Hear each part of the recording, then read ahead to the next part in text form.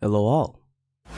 Welcome to Alyx's World, the safe space for wrestling fans like you. It's your boy, Alyx, just Alyx. You also know me as your boy, Deluxe Man. So, I didn't know exactly how I was going to approach this live stream, this stream. I thought about just making it a video, but then I felt like making it a video would defeat the purpose. And so I decided to do an impromptu live. Now, usually these types of streams would be done earlier on in the day. Unfortunately, this weekend's going to be very busy for me. It's extremely busy. I'll be at Comic Palooza on Saturday. We got Friday Night SmackDown tomorrow, so let's just say this was the only time I could do this. But this is the kind of stream that needed to be done because I've been feeling a certain way about not just wrestling, WWE, AEW. We go through ebbs and flows with wrestling all the time. That doesn't bother me. This is different. I'm feeling a certain way about my channel, about the direction of my channel, about where I am as a content creator. And I felt like it would have been disingenuous for me to not make this alive. And so, hey, let me just get right to it. I know it's late. Right now, for me, it's 11 p.m. Central. And we still got people coming in, though, and I appreciate that. But I want to have a candid conversation with the people who are awake, who are watching this. And if you're watching this afterwards, give me your thoughts in the comments. But I really want to ask you guys, what is your overall feelings on wrestling reviews? Just in general, across the board. Do you even watch YouTube for wrestling reviews? Or do you just come to watch me? Because I feel like where we are now with the YouTube wrestling community, I think people are just watching just to see the people they like. For instance, JD from NY. A lot of the people just watch to see him. They don't care about the review. Right? They've already made up their minds about how they feel about the show. They're not watching to hear him review a show. They're watching to hear him talk about it. They're watching to see him react, to see him rant, to see him give to whoever needs to be given to. Then you got someone like Monster. Monster is more analytical. Well, he's more, how do I put this, traditional reviewer, segment by segment, match by match, right? And both of them have huge audiences that they've earned. They've worked their asses off to have those audiences, and I'm not going to take anything away from them. But then you got someone like me. Someone like me who's been doing this since 2010. I've been doing lives since 2018. And a majority of my lives have been reviews. Have I done topical reviews? I mean, topical lives here and there? 100%. But I feel like I haven't really found myself in this space. And the thing is, all I've been doing for the majority of my time here on YouTube has been wrestling reviews. And I feel like I've gotten to a point personally where I'm just burnt out with reviews. I'm burnt out with wrestling reviews. I don't want to come up here and do segment by segment, recap what the wrestler said word for word, and tell you what you already saw. I feel like that's a waste of time. Everyone coming to watch me, you know what you saw. You saw the match. You know what moves they did. I don't want to do that. The Wrestling Observer does that. Jim Cornette's great at that. They take their notes. They talk about the big spots. I used to do that.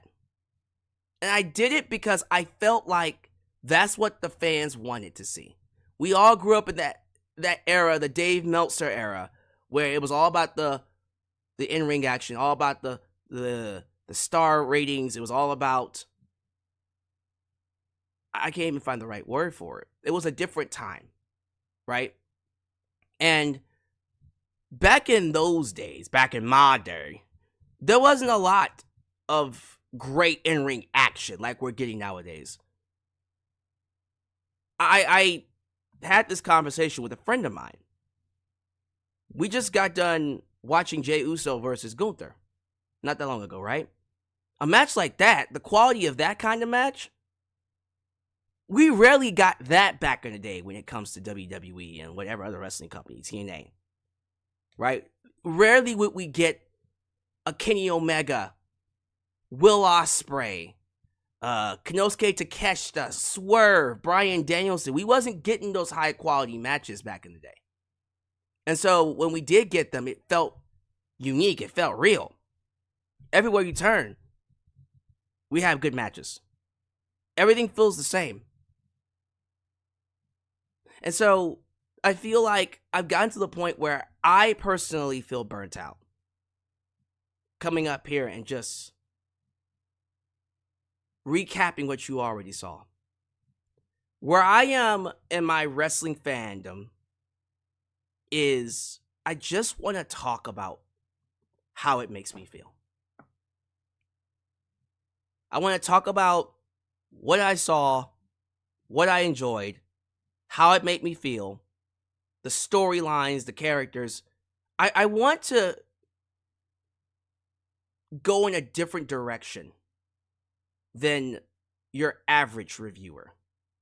Because when you listen to the Bruce Blitz, when you listen to insert wrestling commentator here, they treat it like it's a sport, right? They treat it like you're watching a football or a basketball. They look at the athleticism. They talk about the pedigree and the championships, and that's great, and I'm not knocking that. You know what I want to talk about? I want to talk about the journey. I want to talk about the story. I want to talk about how this wrestling match reminds me of a movie I saw, or how it reminds me of this, I don't know, like a TV show, something from pop culture. I want to relate. I want to connect.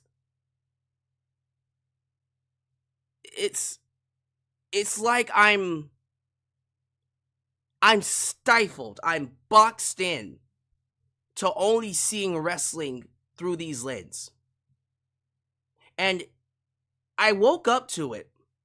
I woke up to this box that I was in randomly, because I forgot what it was that made me tweet the R-Truth tweet. So it actually hit me. I'll tell you when it hit me.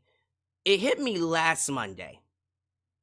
Last Monday, when R-Truth came out and he cut his dreads off, but he was wearing the hoodie, and he cut this amazing fucking promo. And there was something that happened. It was like a metamorphosis of me as a content creator that made me go, what am I doing?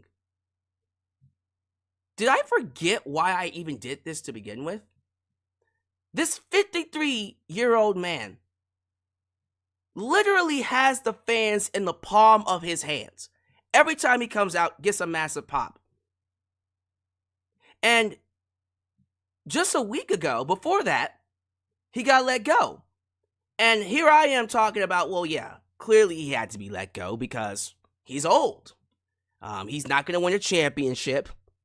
There's not much we can do with him. He's not best used inside the ring. He's more of a personality. And now here I am, thinking about the fact that this guy should beat John Cena.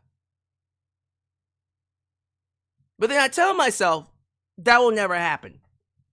That will never happen. Because he's too old. He's too old. And then I stopped myself and I said, wait a minute.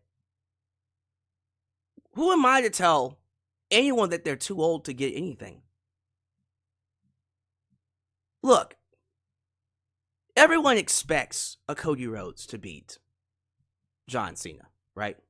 Everyone expects a CM Punk, a Seth Rollins, a Roman Reigns to beat a John Cena because they're already established.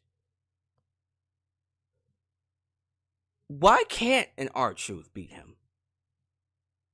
How awesome would the storyline be if the one that people least expect, the guy that's past his prime, 53 years old, who's never won a single world championship, a crazy, kooky jobber, why would anyone expect him to end the championship reign of the so-called greatest of all time? And I said to myself, that's exactly who should end it. And the more I thought about it, the more something happened. Something happened. The more I thought about the idea of R-Truth beating John Cena, I got excited. Like, narratively, I was more invested in this idea than I was with what they were doing. Because it's clear to me that the plans for Cody Rhodes to beat John Cena, I'm not interested in that. And that's fine. If I'm not interested, that doesn't mean that you don't have to be. If you're interested in that, cool. But the point of this is, it's not about what WWE books. I can't control what WWE books. I can't control what AEW books. I don't care. At the end of the day, what they give me is what they give me. I'm a wrestling fan. I'll enjoy what I can out of it. That's not the point of what I'm saying. The point is, I found interest in the narrative. I found interest in the story. I found interest in figuring out where they're going to go with it, the direction of it. Right? Yes, I love the idea of a wrestling match. I think you give me a Will Ospreay match any other day, I'd be here gushing over it all day, every day. But I'm at that point in my life where I just want to feel invested. I just want to feel like I'm not wasting my time. And for the longest time, as of lately, especially since WrestleMania, probably even before then, I felt like nothing I watched when it comes to wrestling mattered. Are the wrestling matches good? Yes. Am I happy they're getting paid? 100%. I'm happy to see that they're selling out arenas. I'm happy that they're making money hand over fist. But something's been missing. And I've been feeling that way with my reviews for the longest time, and I think you've been feeling it too. And I keep telling myself something needs to change.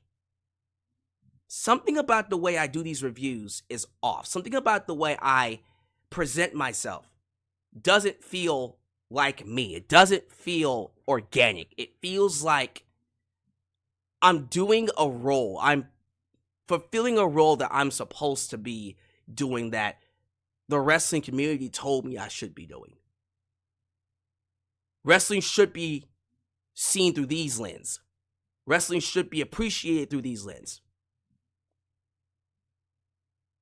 I don't think I want to do that anymore. I don't think I want to follow the rules of the community or what people tell me I should follow. I want to appreciate wrestling my way. I want to find my voice again. Because I feel like I've been lacking that voice. I look at A and B combos. I look at how they approach their live streams, their reactions. They're not analyzing the product. They're not breaking down the matches. Sure, by the end of the show, they'll give you an arbitrary grade of how it made them feel. But is it reflective of like an actual blueprint criteria? No. This is just how they make them feel. Raw made me feel like a 9 out of 10. They're not checking off a list, good quality matches, psychology, cinematographer. No, they're not doing that. They watch the show and they go, how did that make me feel? And then they ask you, how did it make you feel? And then they build their audience from that. They're doing it the right way. They're doing it the right way. And I think, I don't mind saying this, I think when it's all said and done, they're going to surpass me. I think AAB combos, even though I'm about to hit 50K, I'm aware of that, they're growing really fast and they're connecting with the community more than I probably ever will be. I've accepted that this is probably as far as I will go, and that's fine. I think AAB combos has the potential to be bigger than me. I think they have the potential to be bigger than JD from NY and Solid Monster, honestly. But I'm not gonna get the big head. I know my limit. I know I have a ceiling. But at the end of the day, when I make content, I want to be excited to make the content. I don't want it to feel like a chore. And as of lately, it's been feeling like a chore. And I asked myself, is it because of the product? Is WWE just not interesting? Is AEW just not interesting? Yes and no. Both products are cold. WWE is getting hotter, much hotter, because we're getting closer to SummerSlam. Also, we're coming up to Evolution, and then Saturday Night's main event, and then King and Queen of the Ring. So around this time is when things start picking up again, right? But both products have been cold. Still, like I usually find a way to push through that. I've always found a way to continue creating videos for you all. I think what I'm missing, what's been missing from this channel as of lately, hasn't been this idea that wrestling is cold. I think I've just gotten away from what I used to be and what I used to do. What do I mean by that? There was a video I made a long time ago. Some of you probably will remember it. How to write the perfect heel in professional wrestling. To this day, that is one of my favorite videos I've ever done, for me personally. And it was received very well, has a lot of views. And I feel like what made that video work was that I was speaking for me. What I felt made the perfect heel. It wasn't the perfect blueprint of all heels. No, I do not give a fuck what society or what the community is telling me is the perfect fucking thing. I don't give a fuck about what society tells me. I'm gonna express myself.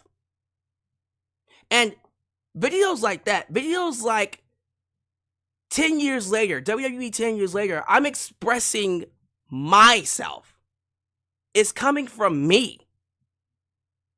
You don't care about what I'm supposed to say, how everyone else is viewing the product. You don't give a fuck about that. You care about what I think. And I think a lot of times when I watch these shows, I grade it off of a criteria given to me by the wrestling community. The wrestling community will tell you The Rock versus Hulk Hogan for WrestleMania 18 wasn't a great in-ring match. I think that's one of the greatest WrestleMania matches of all time. I do. I think Hulk Hogan versus Macho Man Randy Savage is one of my favorite WrestleMania main events. Period. Same with Hogan and Ultimate Warrior. I think Macho Man Randy Savage versus Ultimate Warrior from WrestleMania 7 is a classic bout. I agree that Stone Cold Steve Austin versus Bret Hart arguably could be the greatest WrestleMania match of all time. But in my eyes, it's Shawn Michaels versus The Undertaker from WrestleMania 25. And I don't care what anyone says about WrestleMania 26 having a better hype. It did. But in terms of a match that had me on the edge of my fucking seat, clinging on to every moment, Taker versus Shawn Michaels from WrestleMania 25 did that better than no other match. We've gotten away. I've gotten away. Let me not say we. I've gotten away from talking about what I like personally. And so I think what needs to change going forward is that I need to dismantle everything about how I review. Not even review, how I talk about wrestling. I'm almost scared to call them reviews now. I don't want to call it a review, because a review requires criteria. I just want to talk. I just want to talk to you all about wrestling. Case in point, let me ask you guys this. Since I have close to 100 people, it is late, by the way. It's probably going to get a little bit bigger as we get closer to midnight. But let me ask you guys, how do you all feel about professional wrestling as a whole right now? How do you feel about WWE, watching Raw, watching SmackDown? How do you feel about AEW? How do you feel about NXT? How do you feel about the overall products? What's your favorite product? Which one is speaking to you mostly? NXT, maybe even MLW, maybe even TNA. Let me know. You all let me know, because I want to have a conversation. I feel like I've gotten away from just having a conversation, But most importantly, I've gotten away from what I enjoy, which is telling stories. You know what I mean? It's funny. On Twitter, I was writing a post about Karrion Kross and Sami Zayn, and how this particular story, although it's not like a main event story, it has my interests. And so when I was writing it, I concocted a full narrative from that entire feud into one post. It's pretty long, and I apologize for that if you read it. But I found myself enjoying talking about the narrative, because everyone thinks Sami Zayn is just someone Karrion Kross wants to beat. Just someone I want to beat to get to the top. No, Sami Zayn is more than that. He's a challenge. It's like Joker trying to break Batman, trying to break Batman's moral code. Karrion Kross is trying to break Sami Zayn's moral code, trying to break his chivalry. Because Sami Zayn is all about winning a match fair and square with honor. And Karrion Kross sees that as a weakness. But that's not the truth, though. It's not about Sami Zayn refusing to cheat. What it's really about is Karrion Kross's insecurity. Because Sami Zayn being able to win matches and find success the right way, it shines a mirror on Karrion Kross and makes him realize, wait, if all these years of me cheating, breaking the rules, bending the rules, manipulating people, stepping on people, just committing all these evil acts for 11 years, if Sami Zayn can be successful where I can't, doing it the right way, that means I'm just not good enough. It's not just about chivalry. It's just the fact that he's not good enough. I like deep diving into the narrative, into the characters. That shit I enjoy. I like the idea of looking at Bayley and Becky Lynch. I think part of the reason why that promo on Raw didn't quite hit with me was because I don't think we dug deep enough into characters, into Bayley's story. Bayley is always playing second fiddle. She's always a team player. First one to show up, last one to leave. She's always staying that extra hour to make sure every fan gets to see her. She's always giving a helping hand to people behind scenes, helping them wrestle. Whatever the company wants her to do, she does it with a smile, even when she didn't want to do it. And all she got for that was her WrestleMania moment taken away from her. She got kicked off of WrestleMania for Becky Lynch. I think about that interview with Chris Van Vliet, where she said, I think the reason why I'm stuck here is because I don't go behind scenes and tell creative, I'm not doing that shit. I'm fucking Bayley. She's not an alpha. And because she's not an alpha and she's a team player, she gets pushed to the side and forgotten. While someone like a Becky Lynch, a Charlotte Flair, a Sasha Banks, who are alphas, they'll go up to creative and be like, I'm not doing that shit. Sasha Banks will walk out. Sasha Banks walks out. She goes to another company and gets paid $5 million and gets creative control. Charlotte Flair gets hand-fed championships. How many championships did she get? 15? 14? Becky Lynch gets to take breaks, gets to come back, gets championships just because. Hell, Becky Lynch and Charlotte Flair main evented at WrestleMania. So did Sasha Banks. All three of them, the alphas, main evented at WrestleMania. Bianca Belair, main event at WrestleMania.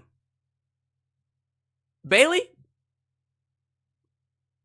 can't even get on WrestleMania. And so I think about the narrative and how I feel like if they was to delve into that, I even think about Becky, like, okay, I love the idea that she's gotten a lot more selfish because she's a mom. Because she realizes in wrestling, the people who are the most selfish thrive. You want to call her Becky Hogan? Yes. Hulk Hogan made the most money, made millions stepping on people. He took care of his family. He took care of his kids. Same thing with Becky. She wants to step on people to take care of her daughter. Like that kind of stuff. Like, I like delving into the characters and so I can relate to them. You know what I mean? Like, oh, the business is so fucked up that this is what it does to a good person like Becky. You know? I love the narrative with Liv Morgan. This idea that, and her injury is unfortunate, but I do like this idea that she's reaping what she sowed. Like, everything she did to Rhea is now coming back to bite her in the ass. You got Roxanne now clearly cutting in to take over the group, manipulate Dom to get to the top. And she sees it. She has a downward spiral. She starts losing matches, and now she gets an injury, and now she's gone. It's like she reaped what she sowed. And now she has to sit back and watch Roxanne Perez take everything away from her, like she took everything away from Rhea Ripley. It's just little shit like that. I love those narratives. You know, I like testing the boundaries of what people feel about wrestling. Like the idea that the Bella Twins are legends. I came out on Twitter and said, no, I think their importance, their significance to women's wrestling, their significance to the women's evolution is overstated. Sure, they're great people outside the ring. They're fun to watch. Apparently, they built their own fan base through Total Divas, through Total Bellas. I'm not taking that away from them. But in terms of their impact on the growth of female wrestling, women's wrestling in WWE, it's non-existent. If you remove them from WWE's history books, nothing changes. I like challenging the status quo. Why is Kenny Omega versus Okada a 7-star match, but Kurt Angle versus Shawn Michaels from WrestleMania 21, which, for the record, both matches are high-quality matches. Both are worth 5-star ratings. They're both A+ matches in my book. But why did Kenny Omega and Okada get 7 stars, but Kurt Angle can't get 5 stars? I think Kurt Angle has had multiple 5-star matches. Multiple. But that's just how I feel. You know? I want to talk about NXT and this white canvas that Shawn Michaels is painting over. Well, Triple H is painting over it too, but you're looking at NXT and you see Shawn finally coming into his own. You're looking at the booking with all these stars and you're like, oh man, Shawn's cooking now. He's actually creating a product that's standing out on its own while also building new faces, new stars for the future, right? And I want to talk about like the journeys that they're going on, the struggles, and criticize, but also compliment. Criticizing is a part of the fun. I like criticizing wrestling. It's no different than criticizing a movie. All right, that story plot didn't make any sense. This character makes no sense. This story makes no sense. I like doing that. But I'm not doing it to knock them down. I'm doing it to pick out parts in the story about why I have an issue with things. Because at the end of the day, professional wrestling is a story. Everything about professional wrestling is a story. What they do inside the ring is a story. The segments building up to the match. So think of the match as the climax. The promos as the build-up, as Act 1, Act 2, Act 3. Act 3 is the match. And then sometimes the heroes win, sometimes the heroes lose. Okay, that's chapter 1, and then we get to the next chapter. Or movie 1, movie 2, movie 3. Right? Struggle, triumph, success, failure. That shit I want to talk about. And then connect it to real world stuff. I want to be able to say, look, we all fail in life, man. Failure is a part of the journey. Right? No one reaches success without failure. Every person that has succeeded in whatever you deem success is, every person that has succeeded has failed multiple times. Michael Jordan. Michael Jordan to me is the greatest basketball player ever. Better than LeBron James. Argue with your mama. And Kobe Bryant. Argue with your mama. Michael Jordan was the worst basketball player on his high school team. The absolute worst. He sucked at basketball. But you know what made Michael Jordan good at what he did? His perseverance. His inability to say, I quit. Like that shit I want to talk about. Michael Jordan would wake up 4 a.m. in the morning and shoot 1,000 shots. Every fucking day. Then he would go to practice with the basketball team. And then he would go play a game. And then he would go to sleep. And then he would wake up to do the exact same thing. 1,000 shots. Did he make all those shots? No. But what did that do? It helped him master his craft. And so now, Michael Jordan could be halfway across the court, and he can measure, just by eyeballing it, what type of shot, how powerful the shot needs to be, if he can make it. Because he does it so much. That's the kind of story I want to get into. I want to delve into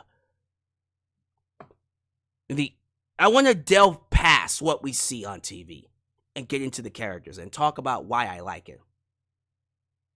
You know what I mean? And I think that's part of the reason that I'm kind of falling out of love with AEW.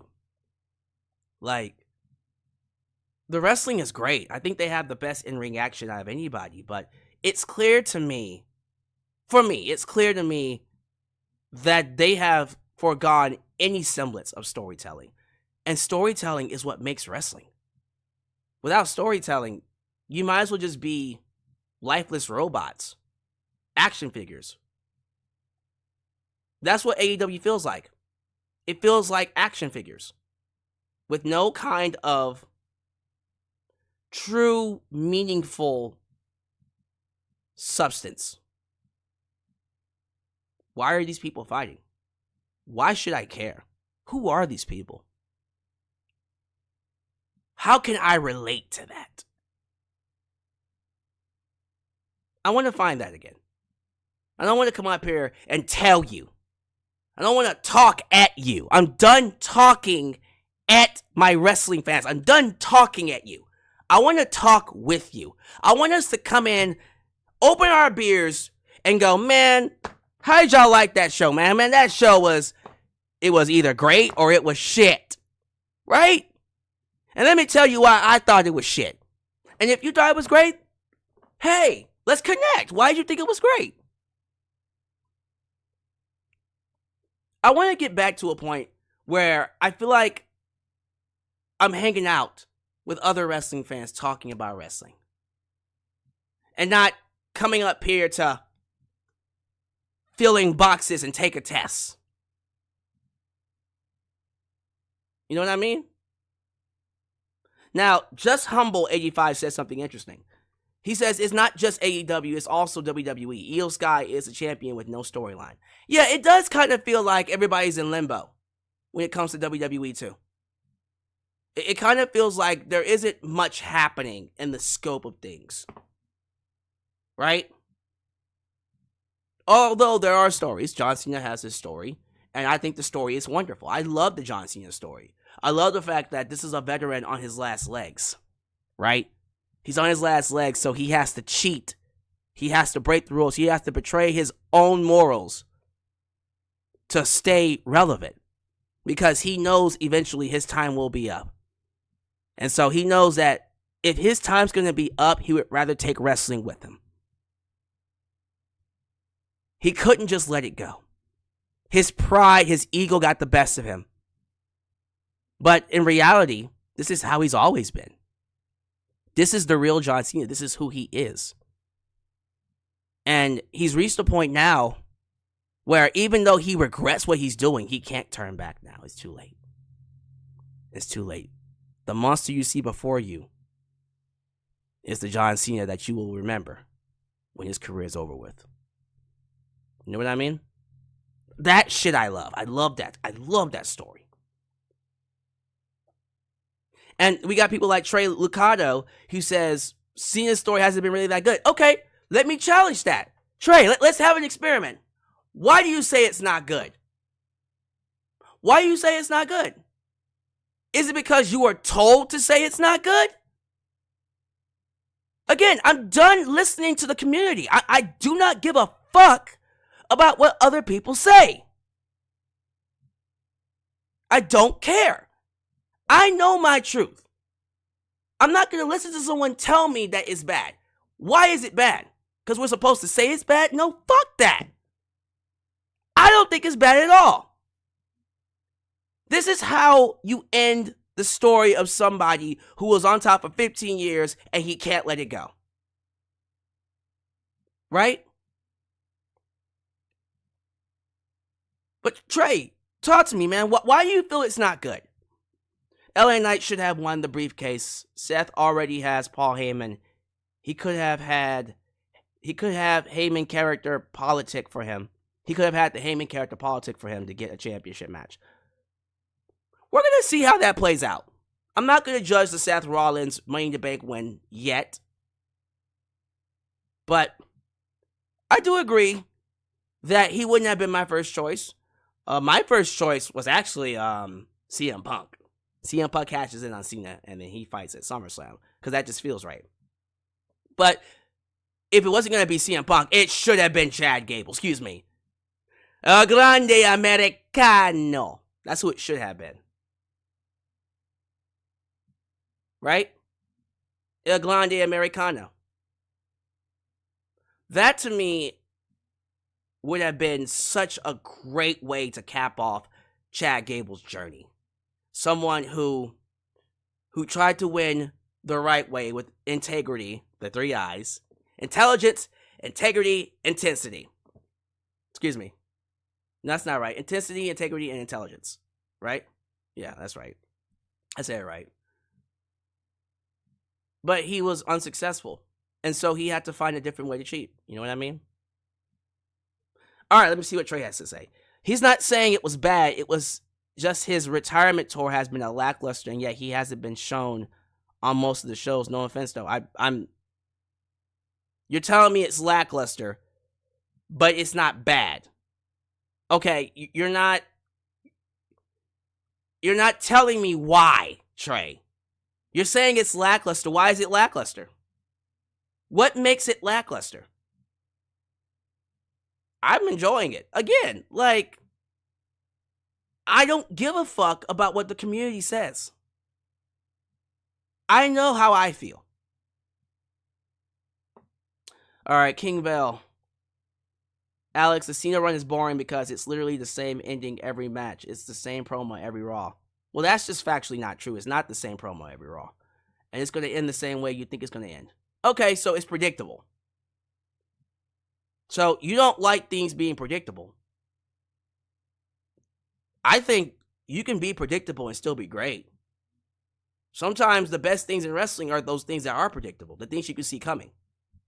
So you can feel that way, but I disagree. Okay, it's predictable. Yeah, more than likely Cody Rhodes will end the reign. Okay. Just because it's predictable doesn't mean it's bad. Someone even asked this. I'm like, okay, well, what do you want him to do? And the sad part is, here's the thing. When you ask people, okay, you don't like the John Cena heel run, what do you want him to do? Okay, Cena's run feels forced. Why does it feel forced? Cena's run is boring. Why is it boring? Okay, it's predictable. Okay? It's forced. Why does it feel forced? People keep saying John Cena should be a babyface. Why? So you want a babyface run as a champ? I'm gonna be real with you. That sounds boring as fuck. That sounds forced. John Cena coming back to have one last ultimate babyface run. No, thank you. No, thank you. That sounds forced as fuck. That does not interest me whatsoever. You've had 15 years of that. If John Cena's going to come back to have a retirement run, it should be as a heel. But see, New Japan Pro Wrestling girl just hit it. She hit it on the head. So, fans don't like the John Cena turn or the John Cena run because The Rock didn't show up at WrestleMania. Be mad at The Rock. Be mad at The Rock for not showing up at WrestleMania. Don't take it out on John Cena.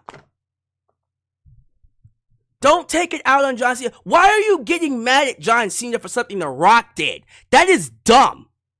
I'm mad at The Rock for not showing up at WrestleMania because he was a pivotal part of the storyline. Still is.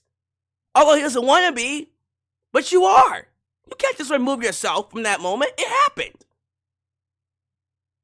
And I agree with you. I agree with you. You feel like this run should be involving The Rock. And if that's what you want to say, I 100% agree with that. You're not necessarily mad at the fact that John Cena is a heel. You're mad at this idea that it should have been John Cena and The Rock wrecking shop amongst the roster. That's what you're mad about. Okay, that I agree with. I can 100%. But don't sit here and tell me that John Cena should be a babyface. Fuck off with that. No, he should not. What? It's his last year. No offense to Steven Sanders. No offense to Mark by Wrestling. And he can come debate me all he wants on this, and we can hash it out. But this idea that, well, this is the last time fans are seeing John Cena. This is the last time they're seeing John Cena as a full-time wrestler. This is not the last time they'll see John Cena. John Cena is going to go on to be a Hollywood sensation. He'll be alright. So, to me, why not end his run in a compelling way? This is the best way to end it. And I'll fight anyone that disagrees. I will go to the ends of the earth to defend this booking. You don't have to like it. Matter of fact, you not liking it actually helps the story. You're not supposed to like it. Because I guarantee you, when it's all said and done, he will have a babyface. He'll have a babyface segment. He'll probably end his career as a babyface. But no, it should be as a heel. And anyone disagreeing with that doesn't know what they're doing, doesn't know what they're talking about. I don't give a fuck what Brian Alvarez, what Dave Meltzer, what anybody has to fucking say. This is the right way to go about John Cena's heel turn. The end of his career as a heel. But let's talk about that. People bringing up the fact that does anybody want to see Cody Rhodes as a heel?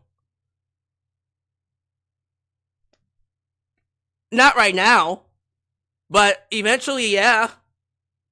I do like the storyline of Cody being corrupted by The Rock and him not being as successful as he once was.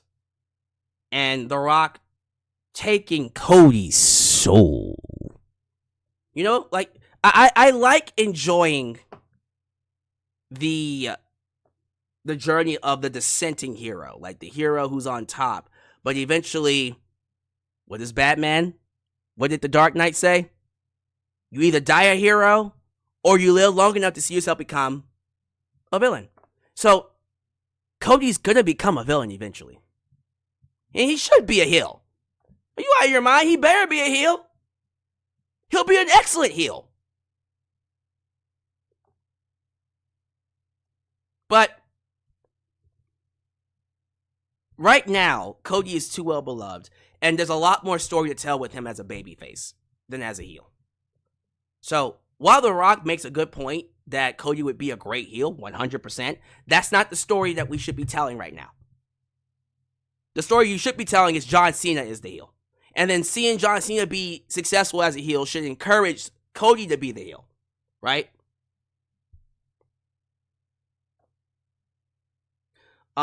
Pete Rocks 112. What does Cena being heel in his last year in WWE mean? I literally just said it. See, this is what we're not going to do. Guys, when I come up here and I tell you how I feel, I need you to listen.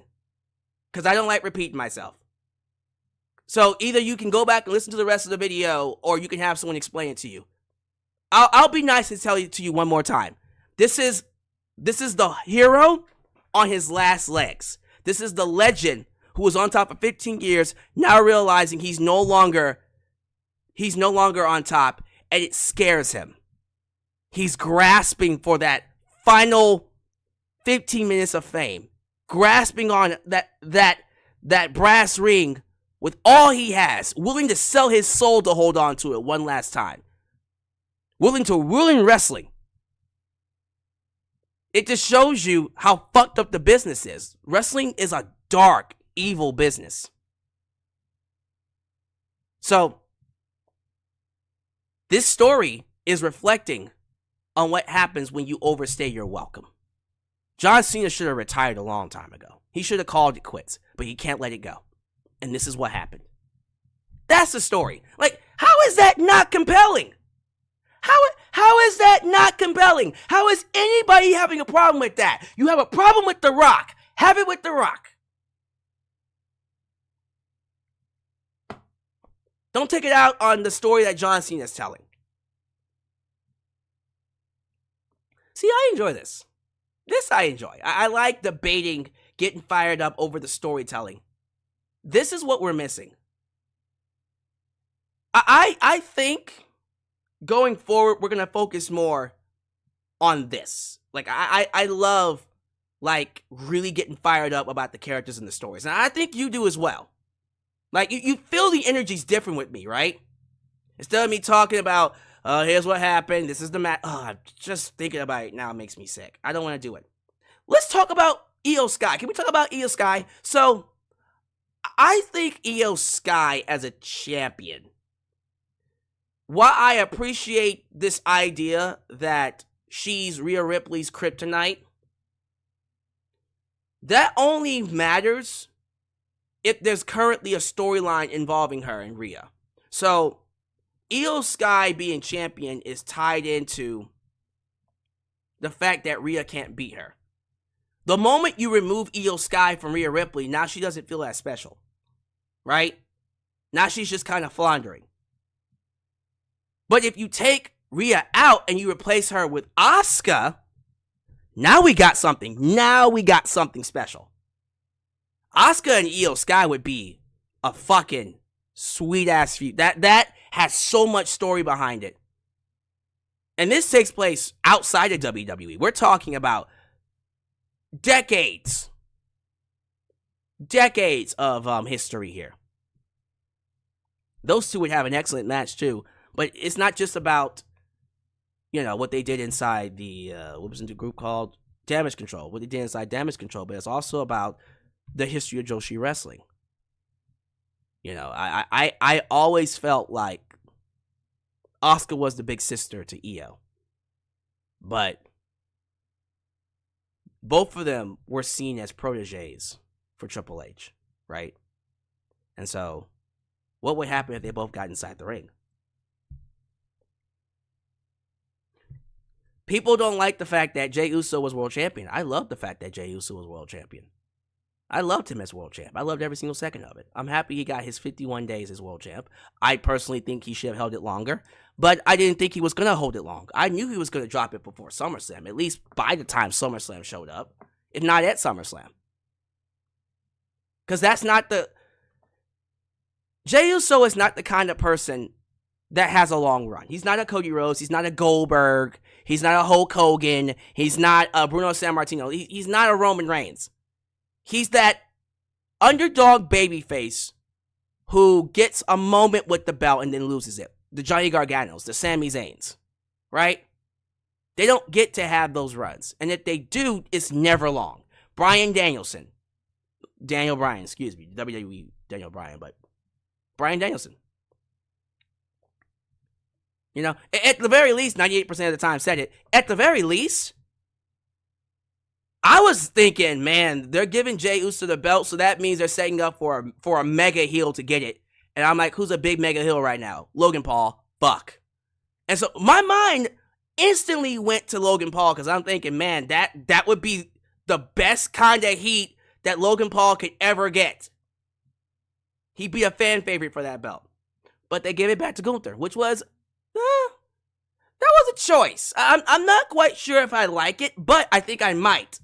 I might end up liking it if it ties into Sami Zayn. If Sami Zayn wins King of the Ring, and then we do what he's doing with Karrion Kross, Sami chasing after Gunther, while the Joker is trying to break him and he's chasing after Gunther, and then we have Sami win the world title, and then Seth Rollins cashes in. Ooh! Mwah! That shit I like. And then Karrion Kross taunts him. Like, oh, you were that close. You had it for like 24 seconds, and then you lost it to Seth. That's what you get for trying to play by the rules. And so now we have a story where Sami is struggling with his on his own morality, and then we see a character shift over the next few months, and then Sami Zayn goes on to win the Royal Rumble, and then he fights Seth Rollins for the world title at WrestleMania. Come on, man. And in the meantime, Seth Rollins is fighting Roman Reigns, AJ Styles, and he's building up these wins over these massive names. Yeah. For Sami Zayn to beat him. Oh, sounds good. I like it. I love it. Also, people really pulling their hair out with what happened with Jey would have never survived the Attitude Era. Oh my goodness, guys, you know how many times the championship changed hands in the Attitude Era? On a dime. You had Road Dogg, Intercontinental Champion 1 week, Hardcore Champion the next week. You had Billy Gunn and Road Dogg winning the tag team titles 1 week, losing them the next week. Too Cool won the fuck. Did Too Cool ever win the belts? I want to get mine. Let me ask Google. I don't want to just tell y'all misinformation. Did Too Cool ever win the tag team championship? I feel like they did. They did. I knew I wasn't crazy. So Too Cool did win the WWE Tag Team Championship once. And then I feel like, did Scotty and Rikishi win it? They did in 2004, right?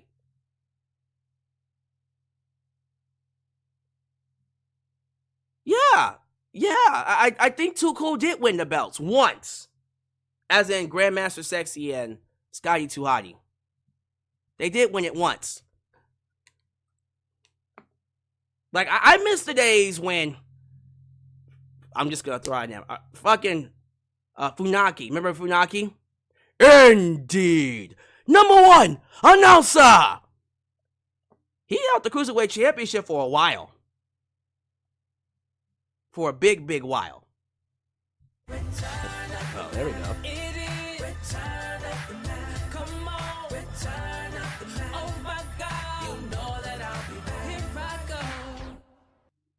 I'm not mad that Goldberg is having a championship match with Gunther, but I just don't understand the hate for it. So let's talk about that, because people are upset that Goldberg is getting a world title match in his retirement match, right? And from a business standpoint, I get it. Blockbuster appeal, Saturday night main event. Goldberg is a household name, sold out millions of seats across the world. He is not someone that should be taken lightly. He is a Hall of Famer. And so, a marquee match, Gunther versus Goldberg for the world title, that would sell out anything. That would sell out any arena, right? And so, from a business standpoint, it makes the most sense. The reason why fans don't like it, to answer your question, Tyler, Goldberg versus Gunther doesn't need the world title. Matter of fact, personally speaking, I would be more invested in Goldberg versus Gunther if Goldberg was fighting Gunther without the title. Because guess what? That means Goldberg can win. And Gunther losing to Goldberg would not hurt Gunther. It's fucking Goldberg. And so now you create this idea that Goldberg can end his career with a win over a guy like Gunther. But when you put the world title on the line, where's the investment? I know Goldberg's going to lose. And I don't want to go into a match thinking that Goldberg, not even thinking, knowing that Goldberg's going to lose. That kills it for me. Why even care? The novelty's gone. Right? I think about Ric Flair's match with Shawn Michaels at WrestleMania 24. Going into that match, you didn't really know that Ric Flair was going to retire. Right? You had a feeling he was going to retire. You had an idea that he could retire, but no one knew. No one knew Ric Flair was going to retire.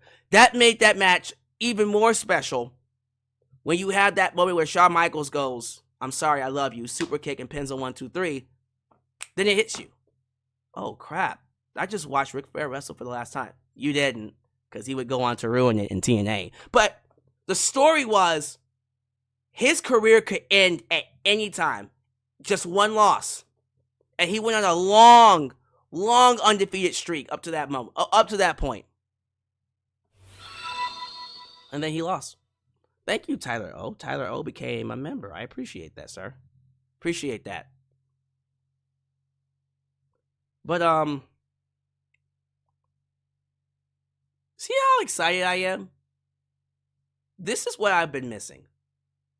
I don't give a fuck about checking off boxes. I don't give a fuck about what Brian Alvarez or what Dave Meltzer or what any of these wrestling critics had to say. I don't give a flying fuck anymore. Ronwell Nogales. So, Ronwell, I did talk about Ron killing. So, I'll recap it really quickly because I don't want to keep you guys here too long. It's about to be midnight.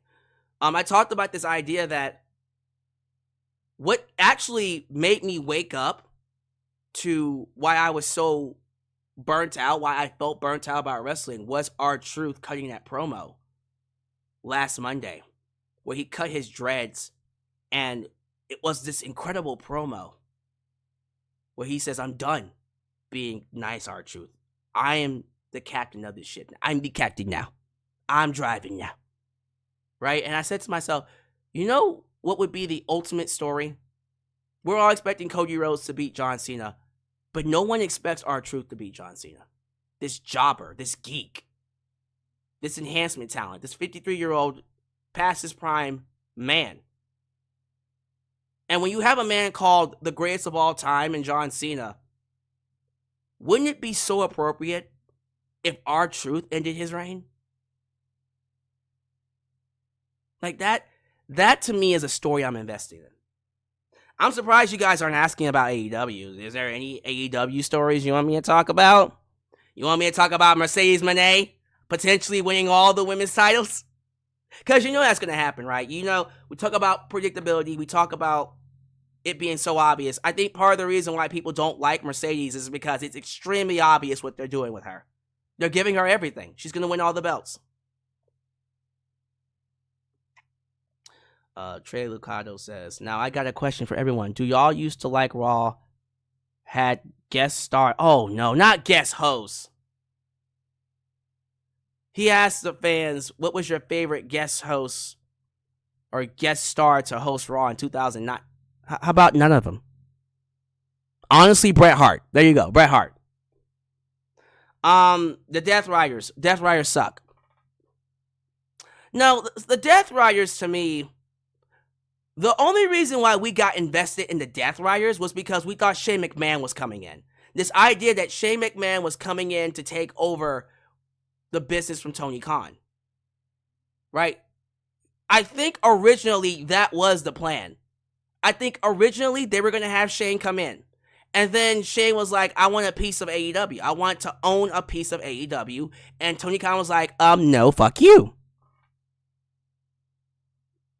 And he got cut. But the reason why I was invested in the Death Riders was because they were this outside entity being led by another outside entity to come and destroy AEW. And so it was going to be an invasion angle that was going to be interesting. That's what I thought, right? Come to find out, no. Shane McMahon didn't come in, and so the whole thing fell apart. The only problem I have with Mercedes are the wigs and wardrobe. I mean, I got nothing wrong with her wigs. She looked cute in her wigs. People say Charlotte is overpushed. Yeah, she is. I can say that now. Because Charlotte isn't delivering the goods like she once did. Like back in 2016, I'd be like, shut the fuck up. No one's better than her right now. Right? Like Charlotte in her prime, there was nobody better. Like I would say from 2014 to about maybe even 2020? If that. Yeah, Charlotte Flair was one of the best female wrestlers in the world. And she was getting mega pushes because she was delivering on the goods. Right? Nowadays, she isn't. And I think that's reflecting in how WWE is booking her. You're noticing that WWE isn't booking her as strong. Because of that. And that's the right way to book Charlotte. She's not delivering on the goods as she once did. And now, the hate that Charlotte is getting, Becky's getting. But see, Becky delivers on the goods. Becky's been having great matches since she's been back. I loved all of her matches with Lyra Valkyria. So, they can not like Becky all they want. But Becky's been great. I've been loving her heel run. I hope that this feud with Bayley picks up. Because I wasn't a fan of their promo this past Monday, but they just started. We got plenty of time to tell the story. Let me see here. Peeps are mad about Mercedes only doing what WWE does with Charlotte in a different way. Mercedes Moné is one of the best female wrestlers. She's arguably the best female wrestler alive today, if I'm being honest with you. Yes, they're giving her a lot, but when you sell tickets, when you're a marquee name, when you build value within yourself, Mercedes Moné told WWE to fuck off and walked out on them and sued them to get out of her contract. She took a gamble on herself and it paid off. And now she's the highest paid female wrestler ever. No other female wrestler in the history of wrestling is making more money than her. Her value is incredible. Now, if she ever goes back to WWE, they have to match. They have to match what AEW is giving her. And see, that's the thing about people like Okada and Swerve Strickland. Yes, the good news is they're making a lot of money. The bad news is if WWE wants them, they're going to have to match what Tony Khan is giving them. So they probably can't go anywhere. Right? Unless they take a pay cut. Unless they choose to take a pay cut, which that's not happening. Mercedes isn't taking a pay cut. Sorry, she ain't taking no fucking pay cut. Not right now, she ain't. She might take it later when she runs out of money. But nah, she ain't taking no. If I sign a contract where I'm being paid $5 million and another company wants my services, you think I'm gonna take a contract for $500,000 when I'm getting paid $5 million? You better give me at least half of that. What would you do if you sign up with, I don't know, let's say you're a musician, record label, right? You get a record label deal, and the record label is paying you, instead of 10%, they're going to give you 25% of all sales. So for every dollar you sell, you get 25 cents back. So if you sell 1 million records, if you sell enough records to make $1 million and you make $1 million in record sales, you get 250 from that million, right? Okay. So follow me here. Follow me. Why in the world would you go and sign a record deal with a company, whether they're bigger or not, and they're going to offer you 10%? Why would you do that? If you're a good business person, you will at least negotiate a higher percentage from that, or you just take a bet on yourself and just go and make your own money. Do you know you can actually make more money working the indie circuit than working in WWE? It's true. I'm not making that up. You can make good money anywhere, but it's possible to make more money working elsewhere than working in WWE. Gen X. Do you think Darby Allin is coming back at All In and winning the Casino Battle Royale? Ooh, I hope. Maybe. Perhaps, we'll see.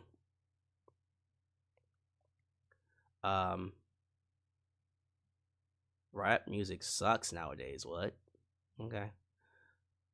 Anyways, guys, it's midnight. So let me just wrap it up by saying this, because I hope you realize what you just did for me. SJ Carr. Just enjoy what you enjoy. Who cares what anyone else thinks? People take themselves way too seriously in the wrestling community. They really do. All right. Let me see if I can wrap this up, because it is late. It's past midnight. I think where I am right now in my wrestling fandom, I'm done trying to gear my channel to fulfilling a role that the community gave me. You know, what did Jacob Fatu always say? You better get in where you fit in. I don't fit in anywhere. I am my own entity. I'm done.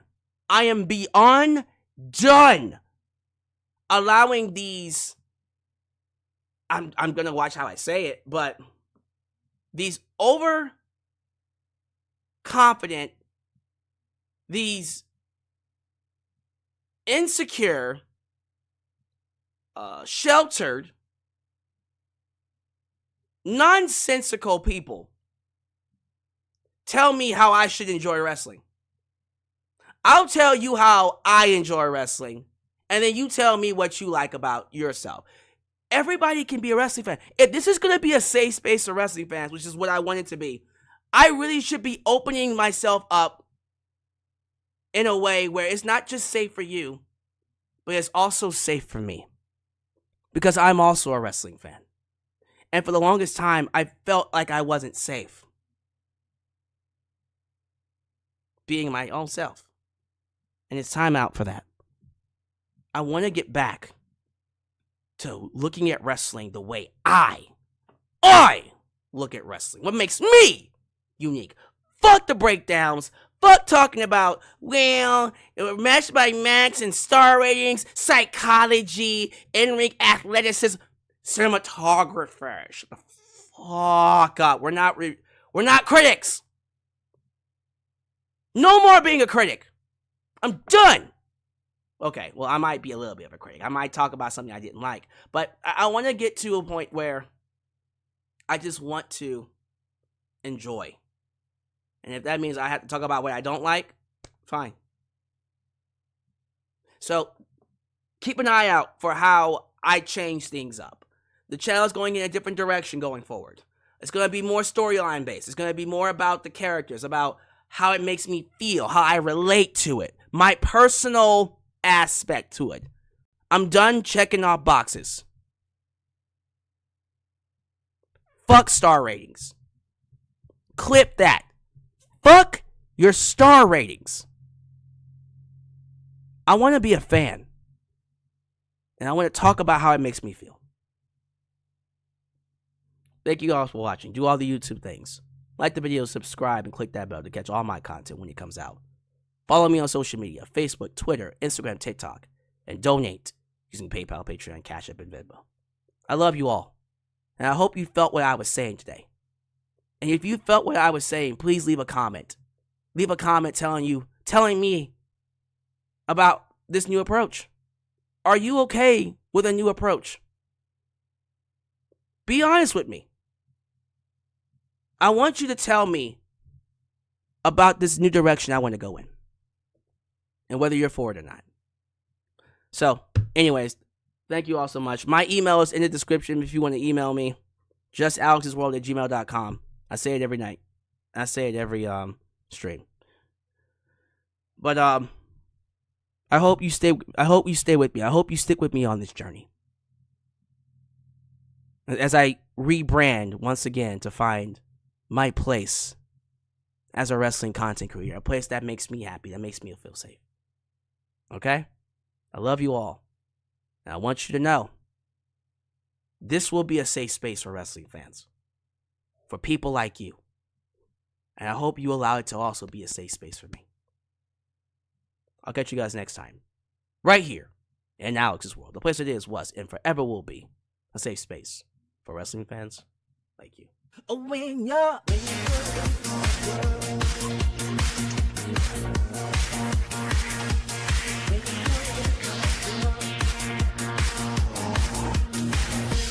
when you're